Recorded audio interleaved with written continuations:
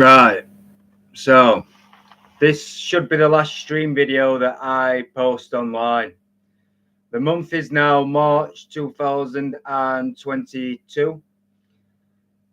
And first of all, just to mention that throughout the videos, I have consistently mentioned the fact that I do not suffer with any mental health issues. I have never suffered with any mental health problems, learning disabilities, disorders, or conditions. This video is a video declaring a hunger strike. It's a hunger strike against the National Probation Service. This is a hunger strike against the National Probation Service institutionalizing members of the public for their own gratification, entertainment,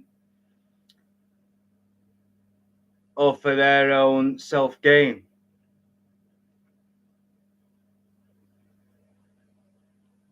This is having a massive impact on members of the public's lives. This is almost giving members of the public controlled lives. If I am to define controlled lives in a sentence that could be understood or interpreted, they are institutionalizing the public to use as pawns. This is to take control of their lives for their own entertainment. They are breaking down people's character to the point where they are committing crime or they are committing humiliating acts. The people used as pawns are members of the public. The people they are institutionalizing are the members of the public. These are professional people, people's families, people's children. They are responsible for thousands of illegal deaths and forced suicides every year through institutionalizing the public. The majority of suicides in this country are deliberate acts.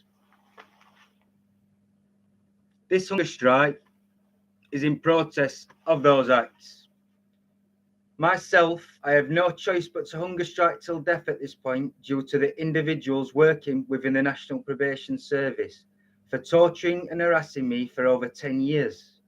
Every single day has been hell and every single day has been torture. Every minute of every day for well over 10 years has been torture and hell because of individuals working within the National Probation Service institutionalizing me without my consent. They have gained illegal access to every private aspect and part of my life without a solicitor and without my consent. They are having involvement in every aspect of my life, including employment and housing. At this point now, in March 2022, I am now 29 years old, and I have never had a girlfriend, I have never been married, and I have never owned a home of my own because of probation officer harassment. I have never been in a sexual relationship. I have never been able to achieve a college education, and I have never been able to gain stable employment because of the National Probation Service harassment. This is solely down to individuals working within the National Probation Service, harassing and torturing members of the public and institutionalizing members of the public for their own gain, whether they're mentally ill, non-criminals, non-mentally ill, professional members of the public, professionals, children. They have no thought whatsoever for the individuals in the public that they are using as pawns or they are institutionalizing. They are causing thousands of suicides nationwide through illegal institutionalization. This torture is also very serious. I'm in physical pain and suffering every single day for well over 10 years. I have been institutionalized that severely at times that the pressure on my skull is agonizing. I'm in severe pain. I'm suffering with serious physical symptoms like nosebleeds, fainting, and severe internal pains because of the illegal institutionalization process the officers have conducted on their own. So just to summarize what I have said there, I have never suffered with any mental health issues, and I'm taking upon a hunger strike against the National Probation Service for institutionalizing me illegally, and also institutionalizing members of the public illegally, professional members of the public. And just to finish off that video, none of what they have ever done has ever had my consent, and none of it has ever been in conjunction with a solicitor, a barrister, or a legal representative.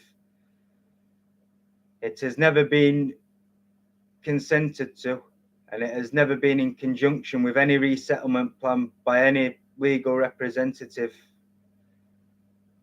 whatsoever. It's all done illegally. It's an illegal death.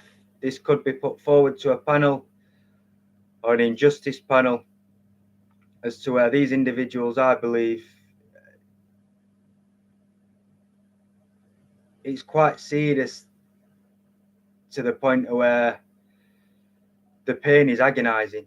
I cannot really explain to people that the point of agony I've been, the torture is unbearable, and I wouldn't like to explain it to anybody in the public whatsoever, as I've classed it as third world.